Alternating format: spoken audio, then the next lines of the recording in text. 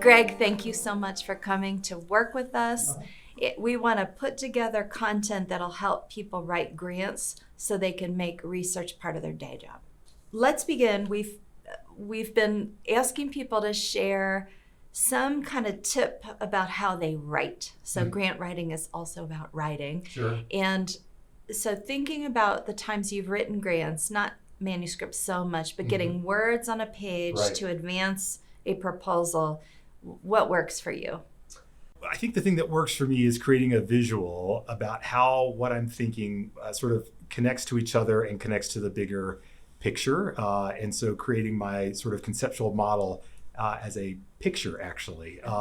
And sometimes it often involves taking PowerPoint and creating shapes and arrows and things like that. It just helps me see how things are interconnected. Do they go back and forth between each other? Is there an intermediate step? And it just helps me think through the process logically about how all of this fits together and then how to make that graphically sort of be represented both in the grant as an actual standalone conceptual model figure, but then also as just literally helps me then figure out how to write, in what order, and how to logically present it.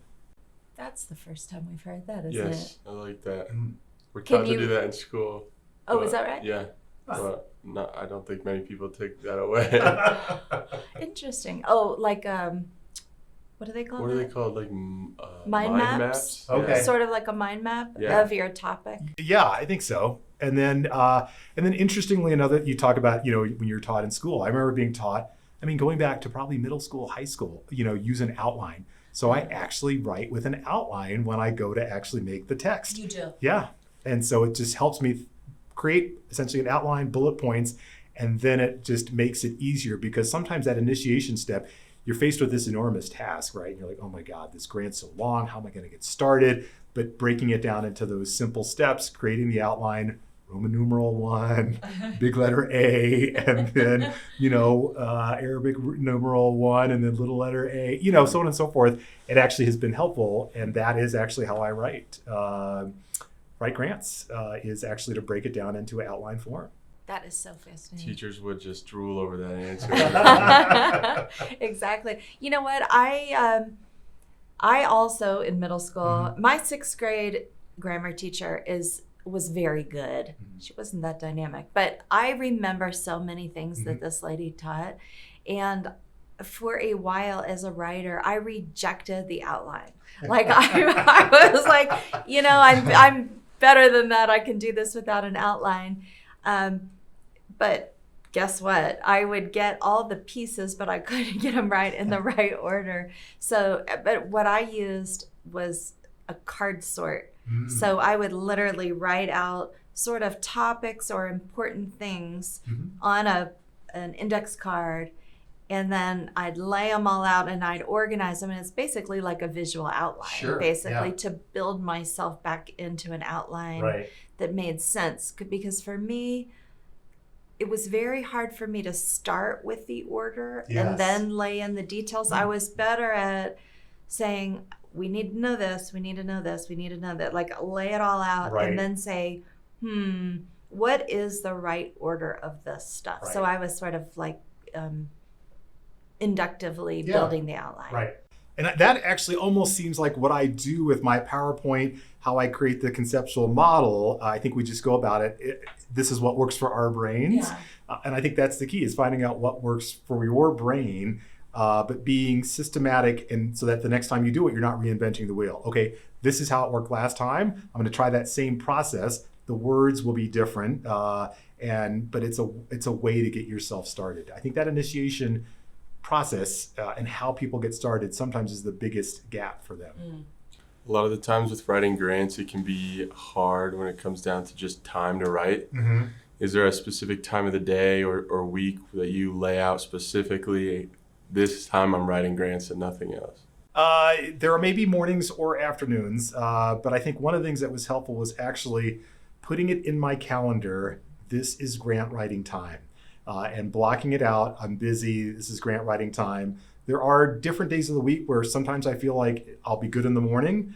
And then some days of the week where I think I'll be better in the afternoon. I'm trying to balance, the other things that I'm doing clinically, administratively, to say when is my best energy where I can focus and write. And some days are better, like I'd say earlier in the week, mornings. But for whatever reason, later in the week, afternoons often work better.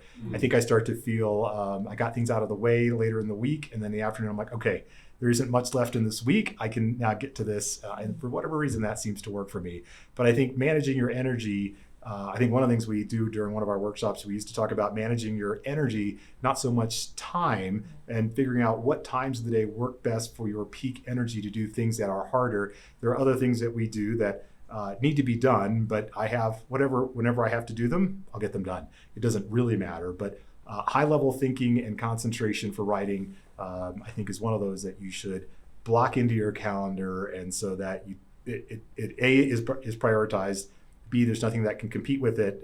Nobody will say you're going to have a meeting at that time, and then how your mind and your body is going to work, and you can be efficient during that time.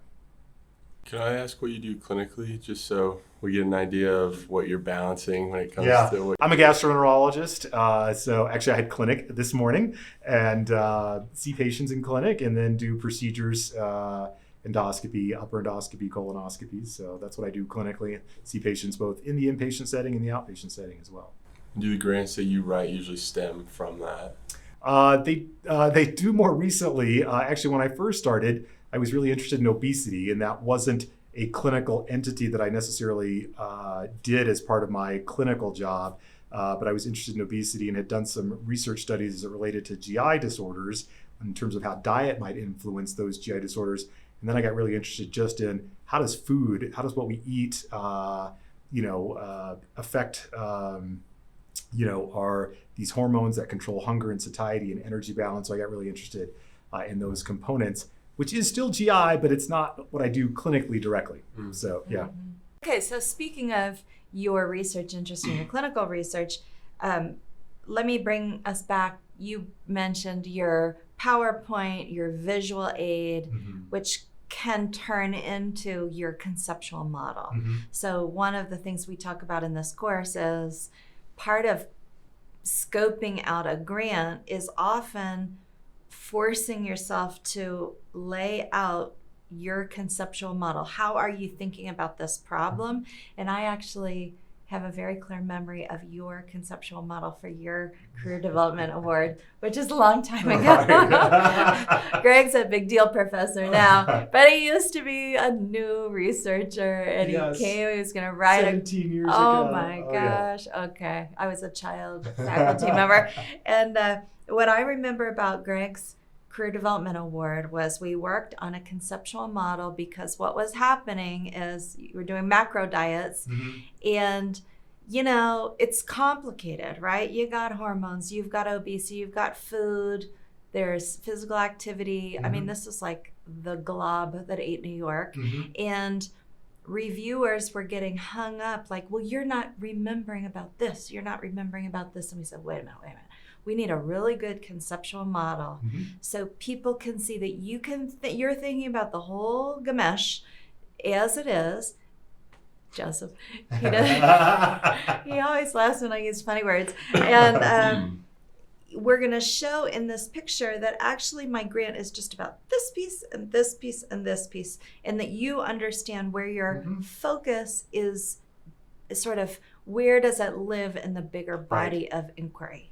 And that got you funded. Yes, it did. That's right. Because you have to reassure the reviewers that you're not ignoring their favorite variable. Exactly. Right. Yes. That visual actually is when I started using PowerPoint as the way I did everything. It was I think, transformational change in how do I approach it? How do I make sure that I understand the field? And then also, how do I prove to other people that I understood the field, even though I'm interested in these nodes in this overall big picture? Yeah.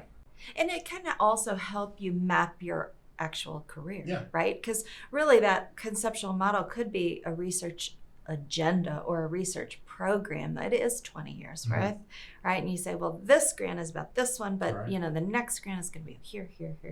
So you can actually reuse that figure over Yes, and over, right. right? And it did get edited, amended, and went in future grants as I thought about what's the next step. Let's turn to goal setting, which is related to what we're talking about. Having some kind of disciplines to write a grant. We've talked to some researchers who say, you know, if you're writing a career development award, you know, that first big mentored research grant, you're talking like 9 months-ish to get a grant written.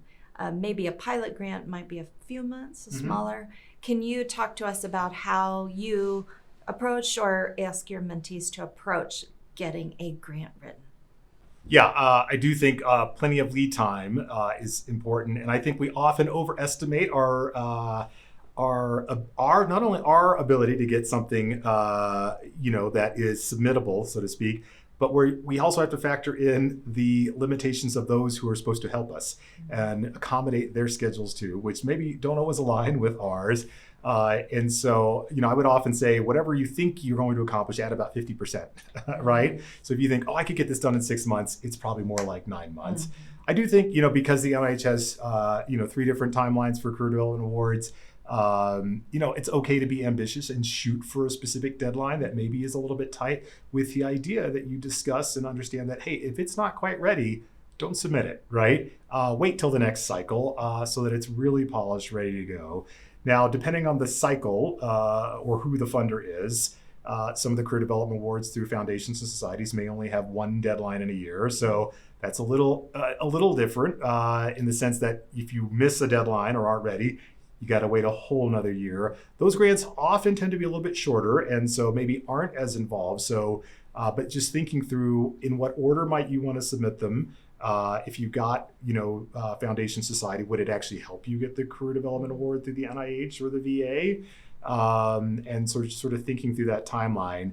But one of the things I always did was I created a spreadsheet in Excel of all the various documents that were going to be needed to be submitted, right? And it might be 25 or 30 separate documents, everything from your budget to letters of support to your personal narrative, things of that nature, right? So there's a lot of documents and you want to figure out, when do I need to have these drafted? When do I have to need these finalized? So it's not just your specific aims and the actual body of your grant, but there's all these other documents that as you move along and start competing for prestigious NIH federal funding, there's just a lot of extra work that you have to do otherwise you can't get the grant.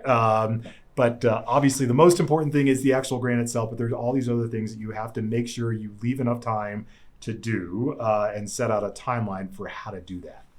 So I always like to do things, again, I'm a visual person, so putting it in Excel, it is just like, here's the date where I need to get these things done. If I'm going to draft a letter of support on somebody's behalf for my grant, this is when I want it to go out, and then making sure to hit those timelines. Can you tell me a little bit about grant cycles and what that looks like, or what the disadvantage is of not getting it in for a certain cycle, and then is it not available next time, or what does that look like? Yeah, that's a good question. I would say certainly for an early career investigator, most of the career development award cycles, or the cycle is there are usually 3 submission periods each sort of calendar year. They tend to be fairly stable, but there are other grant mechanisms that may be a one-time RFA where if you miss that deadline, then it may not come back around ever again. But it's certainly early on in career development cycles, those career development, at least in the NIDDK, they were fairly set. You could look at them on the NIH site. They didn't really change from year to year. Often it's February, June, October. And so that's when the grants are turned in for this NIH Career Development Award. So you can go in any of them, theoretically. But Greg's saying you could shoot for June. Right. People want to be really ambitious. We're going to get it ready for June. If it's really not ready, probably better to wait till October and be really ready than to trip it in June. Right. However, if you're going for a Career Development Award from your professional association or foundation, and it's only in October. It's only every year in October.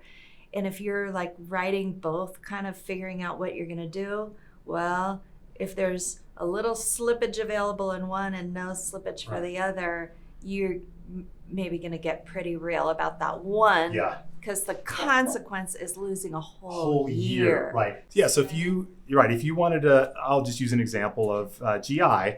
AGA deadline, let's say, is, October, right? And it coincides with the NIH. If I need to focus on, maybe I only have bandwidth to really get one out and make it really good.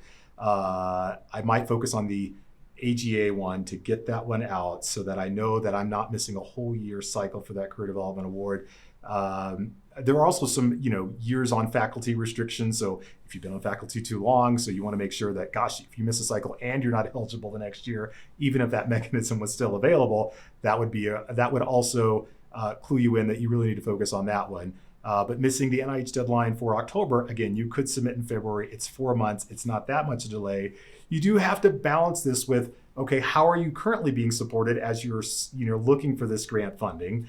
Somebody is supporting you and your time to write these grants with the hope that eventually you'll land one. And sometimes there's been a discussion, sometimes it's explicit, sometimes it's implied, about the Holy Grail. What is the Holy Grail? Is it to get the NIHK award, or would a similar foundation, American Cancer Society, American College of Gastroenterology grant that's a career development award for 3 years, be seen as still an outstanding accomplishment achievement, and you could still then be eligible to submit those K awards. And in fact, it may actually help augment your profile by giving you some additional time, some additional resources, maybe additional time to get some publications out that would help you get those career development awards that are NIH. So part of planning to write a grant, just being ready to write a grant, is to actually do a lot of the analysis that Greg's describing, like what are the possible grants I could get? What are their cycles? How many tries do I have? And this is particularly important for early career investigators because there are a number of grant mechanisms that are only for early career researchers. So your first so many years on faculty, you have to have a rank of a certain type. But the window closes, and you can still keep trying to get grants. Right. You're going to keep with your career, but often there's more available. So you want to be really strategic, and you want to know what are all the ones that you could qualify for, when do they expire, what are their due dates, how much money do they provide, right. Can the money be spent on your salary or just on project money? There's a whole bunch of details in deciding what mechanism to chase when that really matters for the early career researcher. And then you make a plan, right? And then you calendar. Yeah, and then you calendar it up, and you're looking at sort of 12-month segments at a time. You can always revise these depending on the scores you get and what cycles and things of that nature are happening. But having a plan that you can then execute and say, okay, this is how I'm going to be strategic, how I'm going to focus my energy to get these grants out in this order, because this is what makes the most logical sense to support not only my career development, but at some point you do have to be funded. And so you want to make sure, and getting some interim success, even if it's a foundation society that maybe is not as robust in terms of the amount of support, either in time of support or total amount of dollars on an annual basis, a moderate win is still a win, and provides additional momentum both for you and I think is an accomplishment that those in your division department will be proud of, and can maybe provide you with some additional opportunities that because they see some success and they want to invest in that even more. Okay, so can we talk about that? Because as an early career researcher, this is some of what you're thinking about, right? If we're the institutional leader, we're the chair, we're the chief, or we're the grant reviewer, we want to see evidence that early career person is getting some wins, and not just being in somebody's fancy lab, but literally taking an idea to completion. So that's where we've talked about publishing in peer-reviewed journals. Super, super important. And other things that are demonstrating the qualities that you need for a researcher, that you're going to keep trying, that you have a plan, that you're doing your part, you're submitting grants. You can't control that they're funded or not, but you need to show me, if I'm your boss, that you're doing your part, you're submitting credible grants. Right. Greg, you want to say more about that? Yeah, I think one of the things that's probably the most important for, I think, grant success, obviously, is making a plan to write the grant. But you can't forget about actually creating the track record of productivity that shows I took a concept, I did a study, and I published it in an impact journal, a high impact journal, ideally. Or any journal. Or any journal, right? Any journal, but a higher impact. It shows the quality. And there's external validation. People are really interesting. They see somebody's success and they're like, oh, they published that in Gastro. Wow, that's really good. That's a first authored publication in Gastro. Or, wow, they got the Career Development Award from the AGA. It enhances your own credibility because it's been externally validated by others. And it's just an interesting way that people think success almost begets success to some degree. And so one of the things I'll do when I look at fellows transitioning to faculty or junior faculty, say, okay, let's look at your record of productivity. I know you got some great ideas, but okay, you've spent a lot of time in the lab. Where are the publications? You got to crank out a couple more here and make sure you focus on that. Then you can maybe get back to that grant writing, because I think this is the preliminary data that not only supports what you're proposing here, but it also shows that you can get this published. Because ultimately, when somebody awards you a grant, they want to see a return on that investment. And that investment is answering the question, obviously, that you proposed, addressing the specific aims, but leading to some impact on how we either treat or understand some sort of human disease process. And the proof of that is the publication. And so they want to know that that grant mechanism will lead to impact publications and then potentially future grant opportunities for you as well. So, yeah. Well, I want to just emphasize what you're saying, Greg, because sometimes early career researchers will say things like, well, I can't possibly write papers. I'm writing a grant right now. And I say, oh, you gotta write the paper. The paper's the shorthand to prove that you can do this thing, get this group together, and get something done. Like it's so valuable in your academic career. That it's almost, I mean, it's more than a nice to have. It's almost, the more competitive grants are, the more it becomes kind of a must-have thing. Yeah, exactly.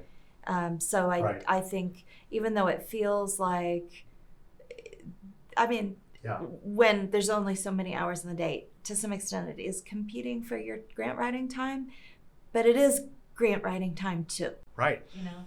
Yeah, in a way, in a grant, you're saying, I have an idea and I'm going to do A, B, and C, right? And the proof of that you did A, B, and C and did it well is the publication, right?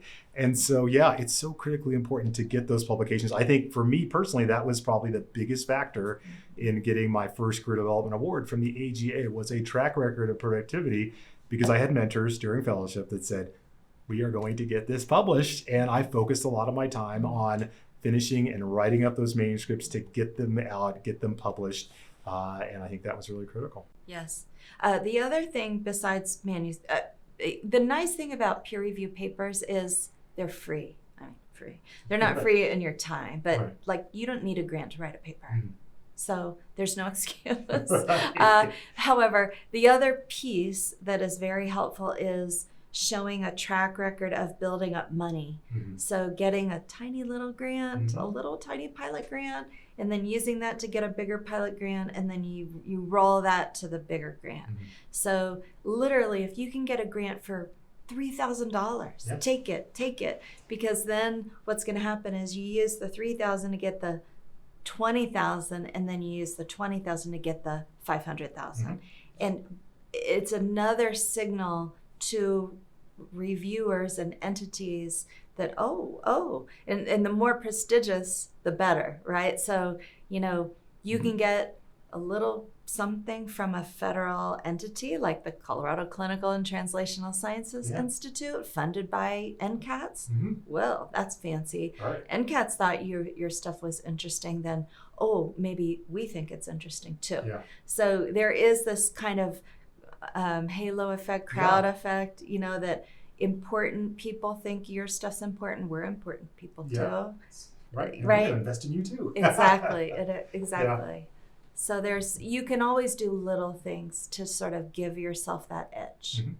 Yeah, actually, that's really important. We were talking about, CTSI, pilot grants.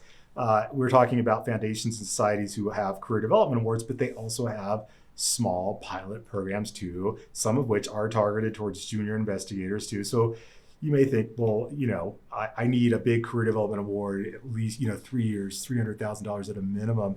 But hey, if you could start off and get that $25,000 or $50,000 pilot grant, boy, that's a springboard to then getting that true career development award. So just because you think it's at the beginning of your career, no grant is too small, I would say. That's a great way to say it. Yeah, right. And it's not even really about, we've talked to people who say pilot data is so important. Okay, true, it is. And sometimes you need money to obtain pilot data. So that's where a pilot grant comes in.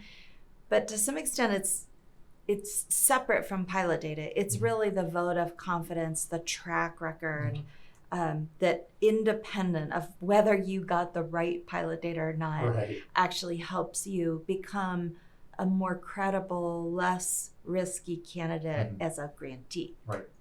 So anyway, you're always trying to pick little things you can do in your day job that will boost your credibility to do something new. Would you ever gun from multiple pilot grants for the same grant, for the same research? Oh yeah, for sure. Right. Actually, when I got my career development award from the AGA, I simultaneously got one from the ACG. Unfortunately, I was only able to keep one, but again, this is a scenario where if you've got a great idea, not only figure out how can I make the most efficient use of this time and effort, and if I can simply reformat it and submit it to a different agency, that is truly ideal. And so you do want to be strategic as you're thinking about your writing.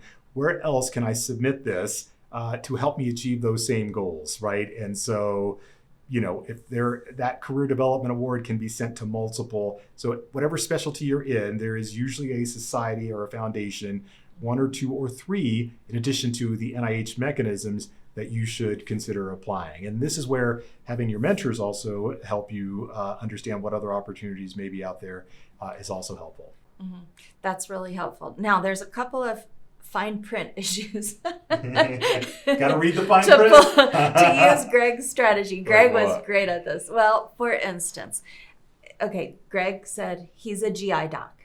These entities, these professional associations he's describing are 2 similar professional associations in gastroenterology. If he's submitting grants to GI docs who do nutrition and obesity, and it's going to the experts in the field, guess what? There's probably 5 of those. And so my point is those experts could be reviewers on both mechanisms. And they see Greg Austin, this study, Greg Austin, this study. Hey, this guy's submitting the same grant. You got to be careful with that, right? Because it actually is kind of a small business. So you want to, often we talked about having multiple specific aims, right? Like Alan's advice of having 8 aims. The perfect situation is you do aims 1 and 2 for this one, and maybe 1 and 3 for this one. And so if it happens that you have the same reviewer, there's not too much overlap. So you could hold them both if you were allowed, that kind of game. And then Greg, you mentioned you had to give one back. Correct. Yes. So, right, because they were essentially identical. But in my mind, it was what I wanted to do, and I didn't have enough aims at that time to say, "Ooh, and I really just needed the one of the 2 or one of the 3 or whatever I had out at the time to hit. But yeah. But the best situation is you could potentially keep both because Right. they're non-overlapping. Or you say, oh, I'm gonna take away aim 1. I'm gonna just pump up aim 3, Right. and I'll keep them both. Right. Now, so anyway, that's like you got to watch what you're doing that way. Be strategic. You can plan it out. Right. Yeah. The other consideration, which Greg mentioned, is, and this has come up before, but we haven't really talked about this. There are a lot of, across all fields, right? We mentor people from all different backgrounds whose home, professional associations or foundations will say, like American Heart Association, they give great early career research grants, except if you get that grant and you get a K award, you have to give one back. So you can't hold both. This is supposed to get you to this, So it's supposed to be a stepping stone. It's not supposed to be a plus. Mm-hmm. And so you would be strategic about, go for this. If you can't get it, go for this, right? Because they want to try to boost people to the bigger grant as much as possible. So it's like, yay, you got the grant, but then they're like, well, you got the big grant, why do you need us? So you need to know, I mean, these are good problems to have. Like if you get so many grants, you have to give one back, like boo-hoo. I mean, it's still hard, but that's an honor, right? But you want to know, is there any way I could write this so I could keep both if I get both? Right. Yeah. Because then you can do that much more with your research. So often we have to limit the things that we can do because of the budget that we're at. But if we could have some additional money from a grant that we were already funded for and get this new grant, the additional things that we could do could help us get to the next grant, the R, so on and so forth. Okay, so then let me build back on that. So pretend you got your Career Development Award. Usually the value of the Career Development Award, besides having time for training and a mentorship team, is you have salary paid to get you out of clinical care or whatever. You're basically getting paid during your day job to do this research. I mean, that's very valuable. And often in those grants, you get a pretty small budget to do the grant itself, to do the science. So to recruit patients or pay incentives or hire a biostatistician, you don't get very much money, but you get your time.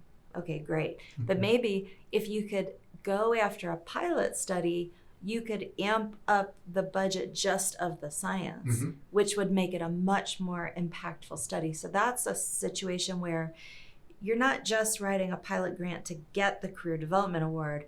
You're writing a pilot grant once you have the Career Development Award to amplify. Fund it. Yeah, to really boost the size of the study you could tackle. Cool. So there's lots of strategic ways you can pay attention to what kind of grants you could apply for to ultimately reach your goal of being, a big deal scientist. And do different foundations have different rules with what's allowed with that? And in fact, when I was on my Career Development Award, I wrote a CTSI pilot grant to add on a component to do functional MRIs to understand the central mechanisms of hunger and satiety, which, and as part of that big conceptual model that I had, was something that was in there, but I'm like, okay, I'm not going to address this, but then, I could at some point later on go back and do that, and then I got funded through the CTSI pilot grant to do just that. So, that's a great story. Yeah. And that's a great example of how your conceptual model could open your mind to other funding possibilities, right? Because in your main grant, you're not looking for a mechanism that funds fMRIs necessarily. But later, where you see, well, I got this part covered, what other pieces floating out here could I pick up? Yeah.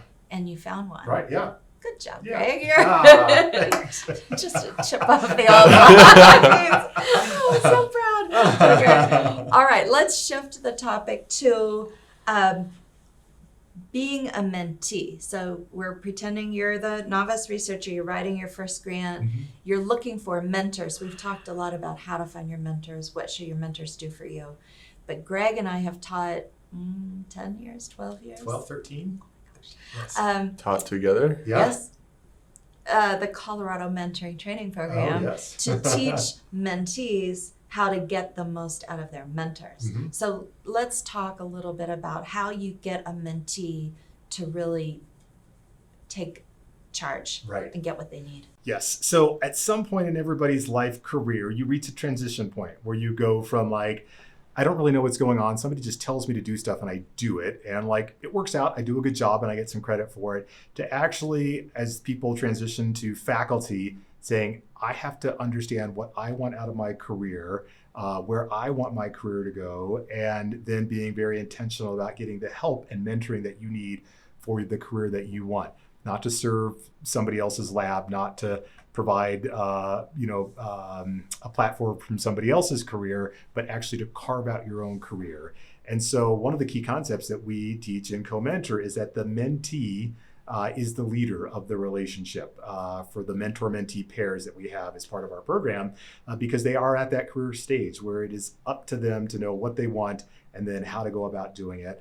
And so there are many things that mentees can do, one of which obviously is building a good mentoring team. But one way to really be good about that is to be clear about what you're asking each of the mentors to do, and then making it easier for them to be your mentor, right? So when you meet with them, coming prepared, maybe sending agendas ahead of, to them ahead of the time so that they can actually think through what you're going to talk about, so that you don't just show up and you're like, okay, what do you got for me, right? And so I think that's the key, is to use their time effectively, because the people that you want to help your career, they are usually super busy.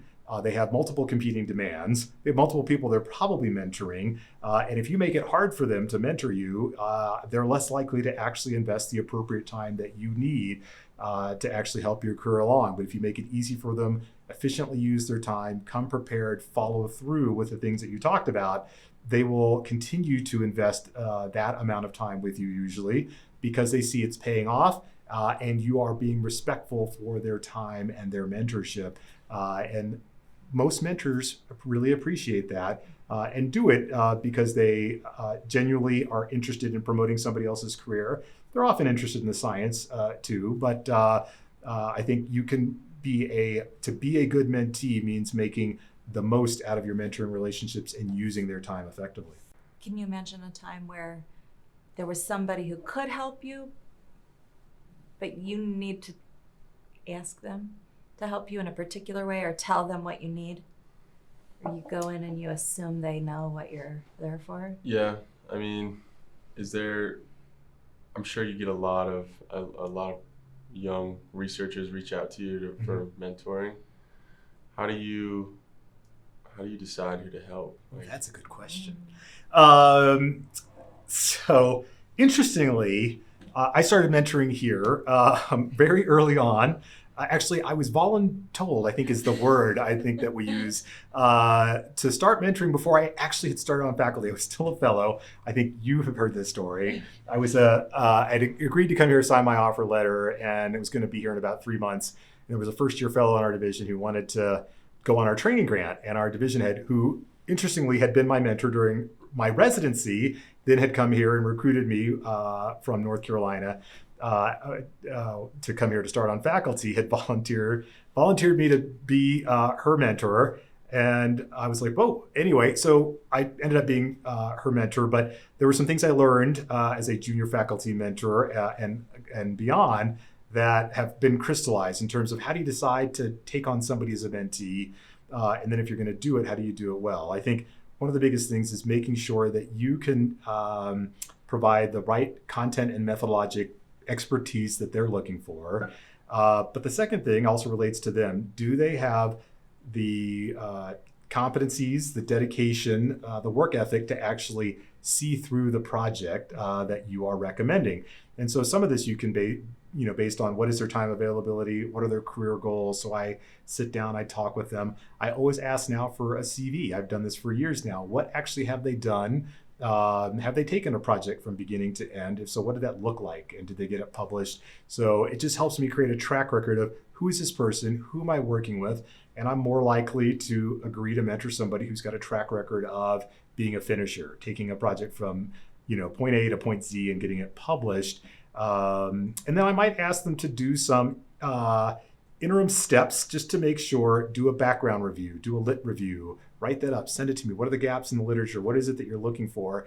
And if they can't accomplish that in the mutually agreed upon time, I start to think, this may not be somebody who is a great investment in my time because they are probably not going to use my time effectively. They may not follow through. But if the person does those things, then I am much more likely to say yes and agree to mentor them because I have a high degree of confidence. Nothing's ever 100%, but a high enough degree of confidence. And there are times where I think sometimes I have an expertise that actually, for what this person wants to do, I am probably one of the 1 or 2 people that could actually mentor them. So that is also a consideration. If I have a specific content or methodologic area of expertise that is going to be beneficial to this person, I will also agree to mentor them.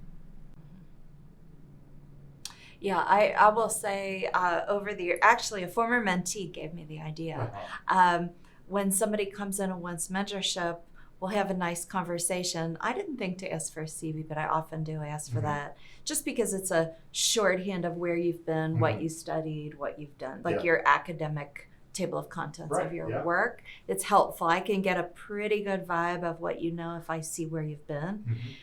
But what I ask is write one page. I mean, I don't say it like that. I say, please write one page. But I'm like, please, I'm begging you. Give me 500 words. Like, oh, we've covered all this ground. You want to work together. That sounds fascinating. I would like you to write up, now that we've had this nice conversation, we've shaped some ideas, write up 1 to 2 pages. Please don't go over 2 pages. 1 is plenty. Now, having reflected on our meeting, what do you think we're going to work on? Just 1 page. Any format. It could be in poetry or Actually, I laugh because Greg and I asked somebody for a 1-pager years ago, and she actually wrote a poem. She misunderstood the assignment. And she wrote a poem. I mean, it's beautiful. It was beautiful. We really had some laughs about it, but it was actually quite funny. It was clever. But anyway, my point is 1 page, I would say 90% of the people never come back. They never even respond back. Like, I can't do it. They just ghost. They ghost you. And then you've saved, both of you, a lot of unnecessary time and emails and meetings for something that actually, as it turned out, this person probably was not going to follow through on. So I think Anne and I do it maybe slightly differently, but we are essentially asking somebody to just give us a relatively small synopsis of either what is known or what we're going to do. And if they can't accomplish that task, then you don't have to decline to mentor them. They have self-selected out. And so that's okay. That, maybe they thought, that maybe wasn't the right fit. And then that way you don't have to spend 6 months saying, what's happening? What's going on? Where's the thing? So, yeah. Right. So it's a little bit like, it's just a signal. How interested in this are you?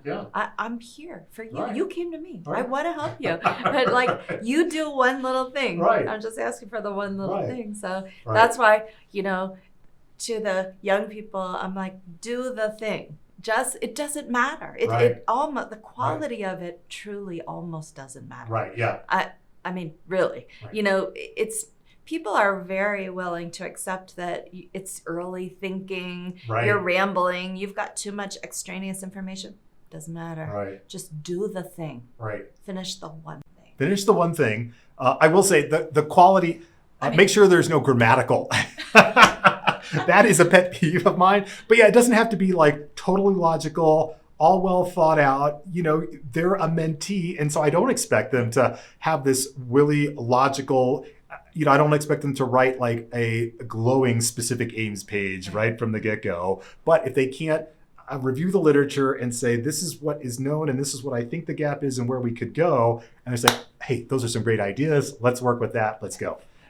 It's a little thing, but it means a big thing. So anyway, okay, last question before sadly our time is up. Often we meet with people and they say, oh, Dr. Austin, I think you're the person, help me, da, da, da, da, da.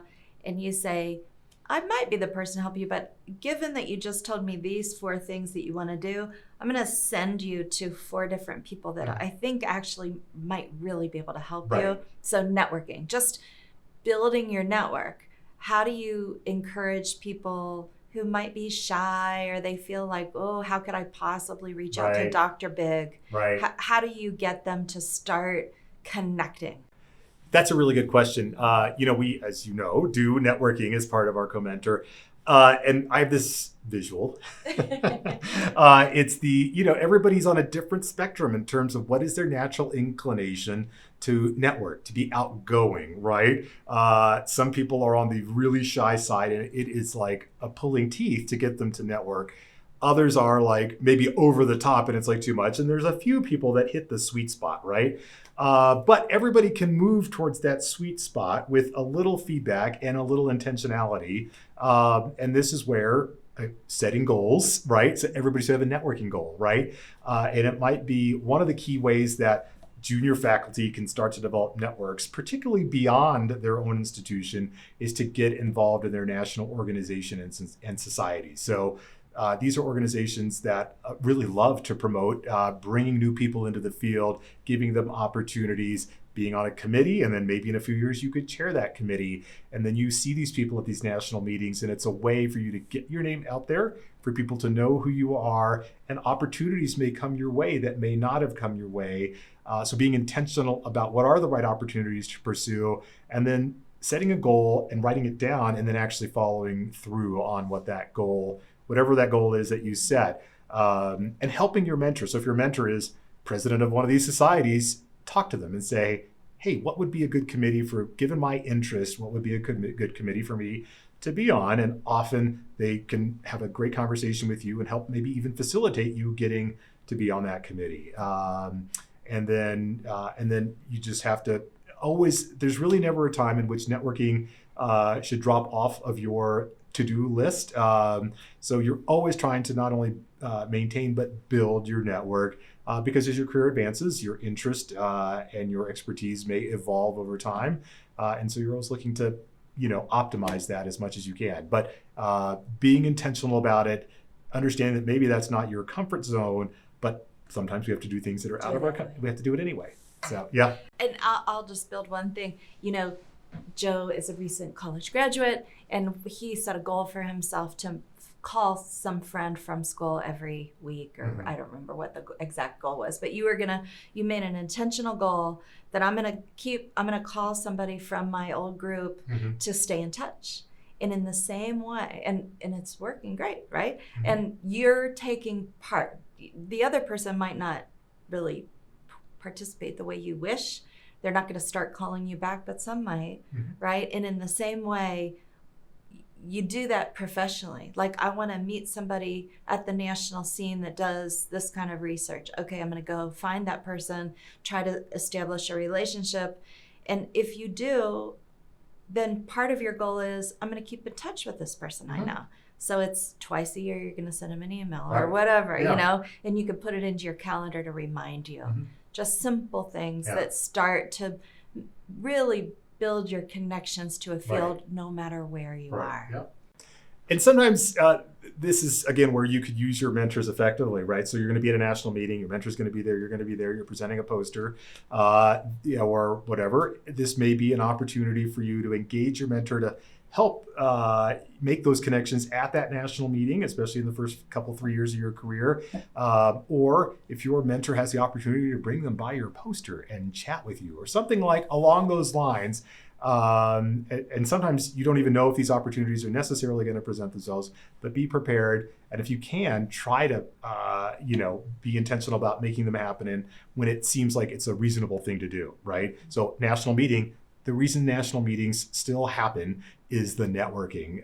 Actually, I saw a headline the other day, did make me think about this. Why do we, like national meetings, particularly in science, as a super spreader event, right? In the era of COVID. And yet we have gone back to them because there is this networking value that is important. And without it, there is something that seems to be missing from our professional development. And it's the nature of, I think, what we do, that networking is important, and doing it in person is actually even more important.